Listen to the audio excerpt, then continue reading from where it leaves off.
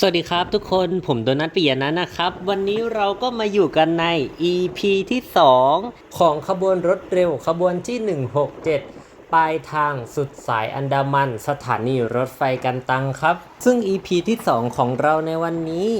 ก็อยู่ในช่วงของจังหวัดนครปฐมแล้วนะครับส่วน EP แรกถ้าใครยังไม่ได้รับชมก็ฝากไปรับชมด้วยเป็นการออกจากสถานีรถไฟกรุงเทพนะครับและวันนี้รถจักรทำขบวนของเราก็คือพี่ฮิตาชิ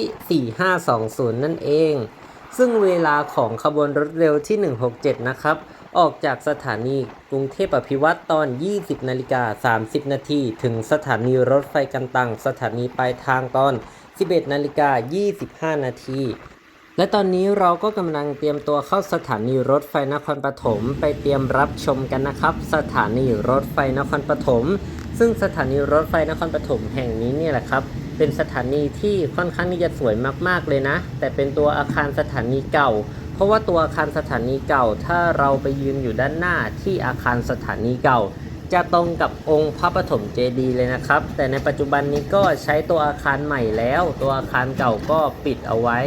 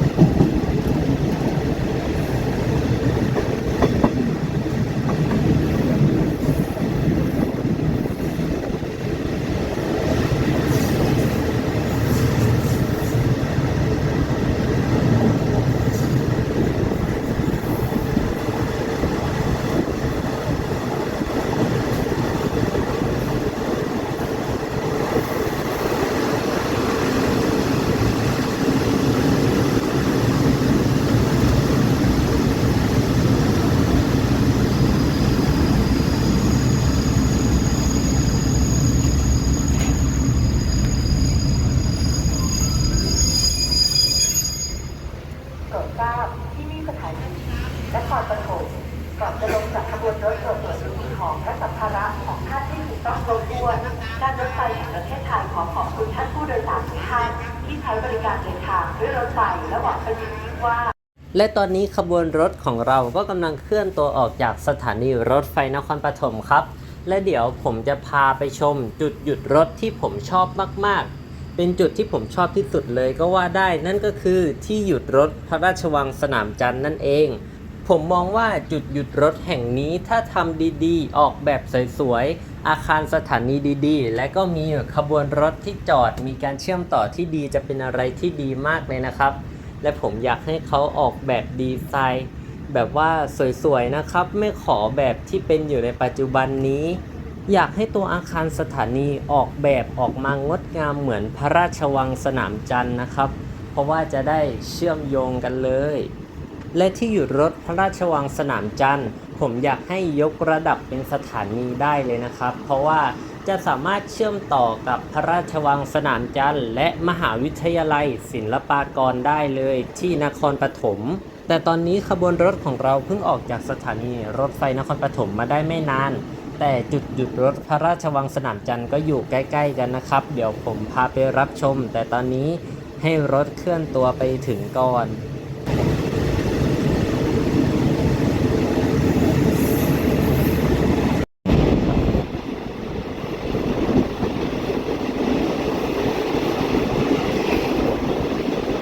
และตอนนี้ก็มาถึงแล้วนะครับที่หยุดรถไฟพระราชวังสนามจันทร์ซึ่งในอนาคตผมอยากให้เป็นสถานีรถไฟพระราชวังสนามจันทร์ครับ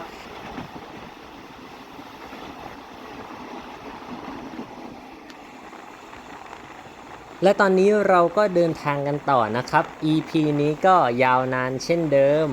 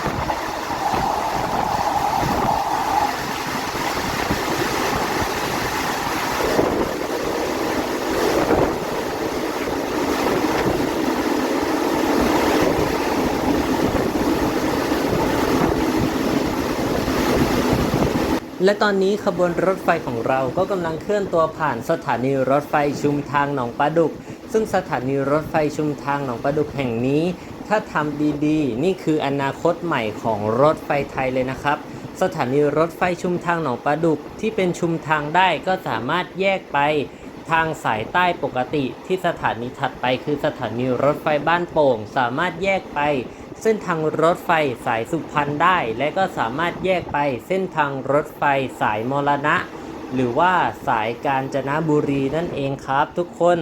ซึ่งในอนาคตจะมีโครงการเข้าๆออกมาแล้วที่จะทำเชื่อมต่อระหว่างชุมทางรถไฟบ้านพาชีถึงชุมทางรถไฟหนองปลาดุกมาทางเส้นทางรถไฟสายสุพรรณแต่ไม่รู้ว่าประชาชนจะยินยอมให้สร้างหรือเปล่าแต่ผมมองว่าถ้าสร้างได้นี่คือสะดวกมากเลยนะครับสะดวกทั้งเศรษฐกิจสะดวกทั้งการคมนาคมขนส่งการเดินทางของผู้คนนี่คือจะสบายขึ้นมากๆถ้ามีรถไฟสายนี้และตอนนี้เราก็เดินทางกันต่อสถานีที่จะจอดต่อไปก็คือสถานีรถไฟบ้านโป่ง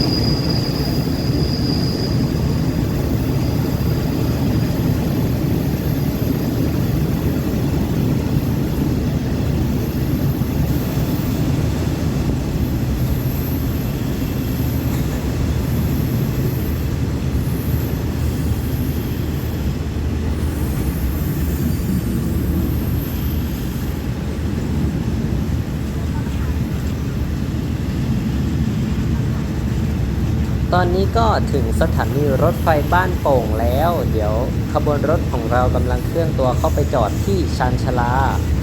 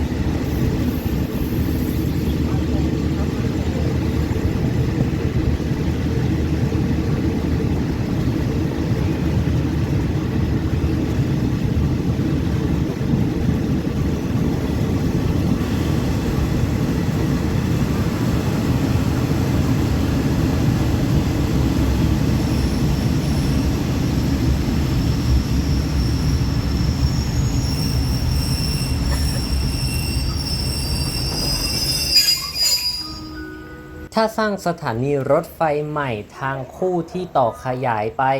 ขออย่างเดียวนะครับอย่าสร้างสถานีออกมาในรูปแบบนี้สถานีที่หลังคาของชานชาลาไม่ทั่วถึง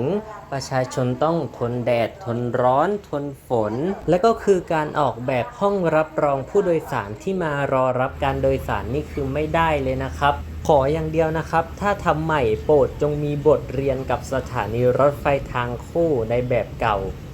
และตอนนี้ขบวนรถของเราก็กำลังออกจากสถานีรถไฟบ้านโป่งแต่ที่ผมพูดเมื่อกี้ไม่ใช่เพียงแค่สถานีรถไฟบ้านโป่งสถานีเดียวแต่คือการออกแบบทุกสถานีเลยนะครับเจอปัญหาแบบเดียวกันหมดเลยก็ขอให้พิจารณาการออกแบบใหม่ออกแบบให้ใช้ได้จริง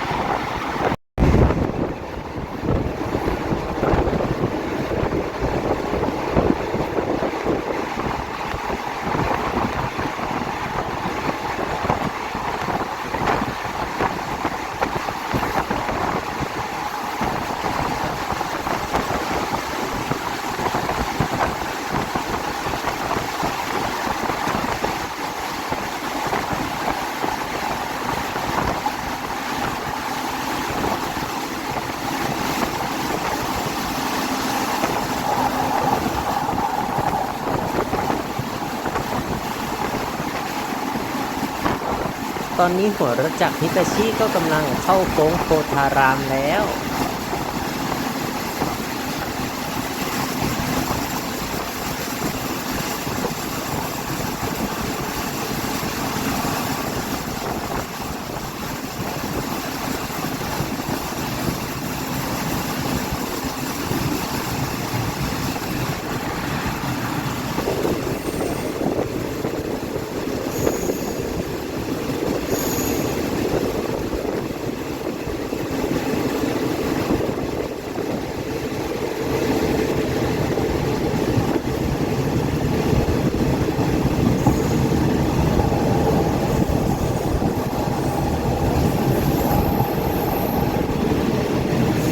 ค่อนข้างที่จะน่าสงสารมากเลยนะครับผู้โดยสารที่ต้องมาใช้บริการที่สถานีรถไฟโพธารามเพื่อที่จะขึ้นรถไฟเดินทางต่างๆผู้โดยสารก็ต้องลงมาในทางรถไฟเพื่อที่จะมาขึ้นใน2ทางตรงกลางเพราะว่าเส้นทางรถไฟสายใต้ระบบอานัตสัญญาณยังไม่เสร็จดีและชันชาลาของสถานีรถไฟโพธารามก็ไม่ได้อยู่ในเส้นทางสายหลัก ก็คือเส้นทางสายเมนนั่นเองก็คือต้องเบี่ยงไปเข้าชานชาลา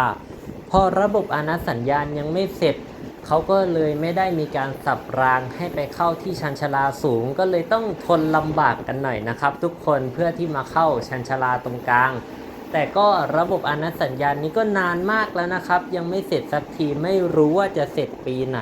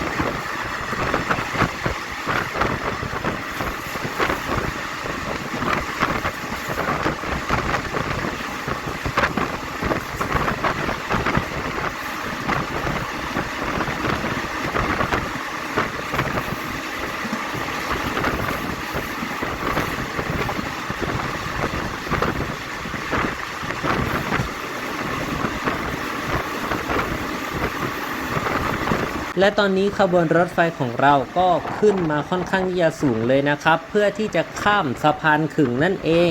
เหตุผลที่ต้องสร้างเป็นสะพานรถไฟที่เป็นสะพานขึงก่อนเข้าสถานีรถไฟราชบุรีเพราะว่าในอดีตจุดตรงนี้นะครับมีระเบิดอยู่ใต้น้ำนั่นเองระเบิดสมัยสงครามโลกส่วนด้านข้างก็คือสะพานจุฬาลงกรณ์เป็นสะพานดั้งเดิมนะครับส่วนสะพานขึงนี้เป็นสะพานใหม่สร้างสะพานแบบเดิมไม่ได้เพราะว่าเดี๋ยวจะโดนระเบิดสงครามโลกนั่นเอง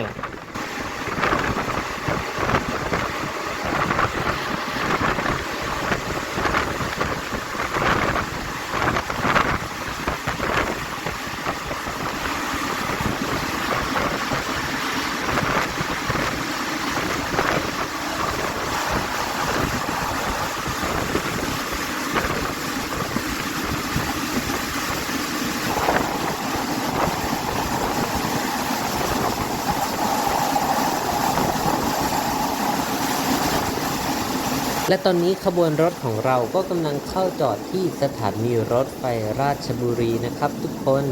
สถานีรถไฟราชบุรีสถานีเก่าอยู่ตรงนี้นะค่อนข้างจะสวยงามเลยนะครับสถานีเก่าส่วนอันนี้ก็คือสถานีใหม่ที่เป็นโครงการทางคู่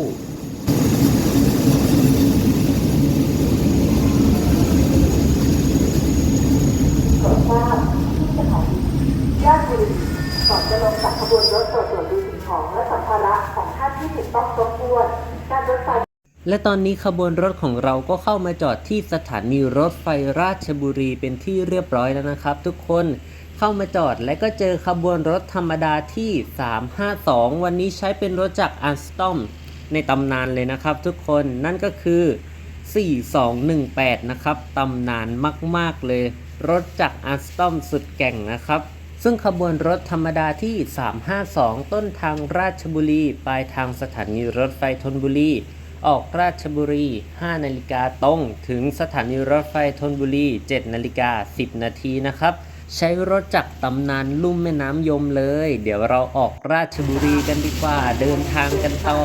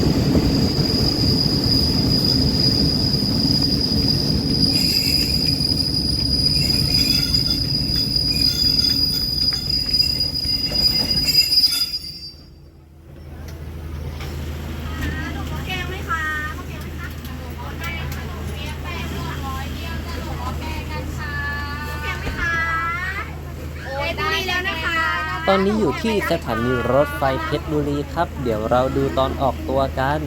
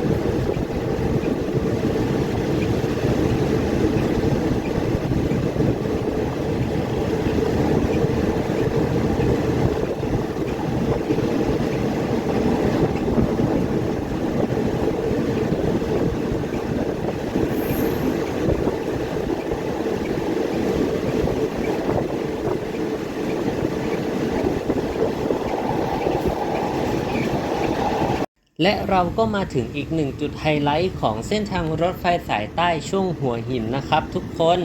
นี่ก็คือทางลอดใต้รันเวย์สนามบินท่าอากาศยานหัวหินนะครับที่รถไฟจะวิ่งลอดใต้รันเวย์นั่นเองเป็นอีกหนึ่งไฮไลท์เลยนะทุกคนซึ่งขบวนที่167นี้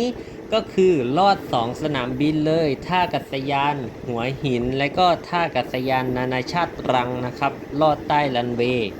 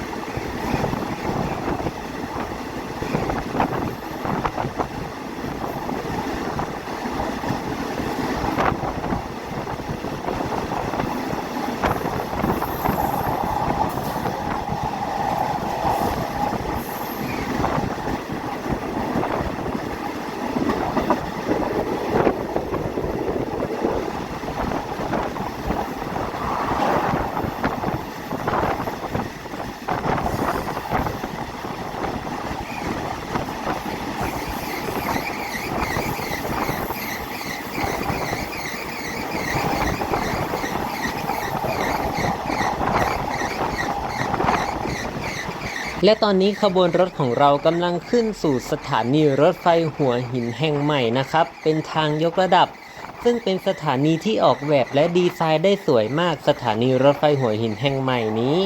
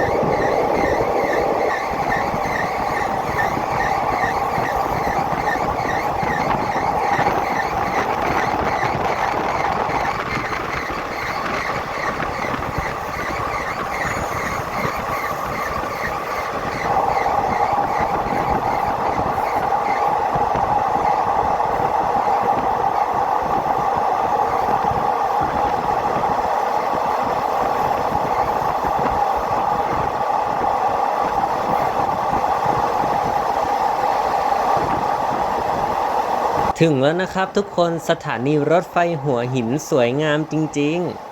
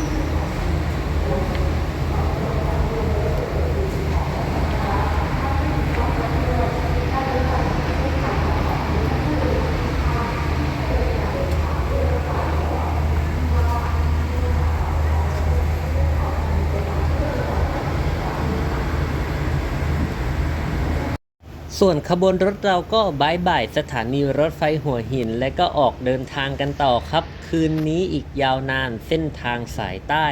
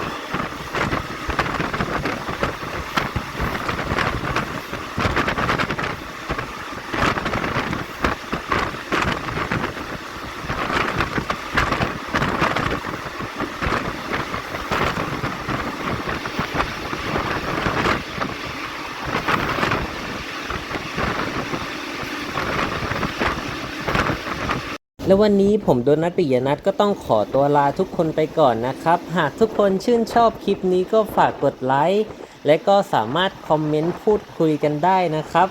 และก็ขอบคุณทุกคนจริงๆที่ดูมาถึงตอนนี้เป็นเวลาค่อนข้างที่จะยาวนานมากเลยซึ่งฝากรับชม EP ถัดไปด้วยนะครับ EP นี้เป็น EP ที่2 EP ถัดไปจะเป็น EP ที่3ครับตอนนี้เราวิ่งกันมาถึงประมาณหัวหินนะครับตอนนี้กำลังผ่านสถานีรถไฟสวนสนปฏิพัฒน์นั่นเองฝากติดตามช่องผมและก็ติดตาม EP ถัดไปด้วยนะครับและก็คลิปอื่นๆด้วยนะสวัสดีครับ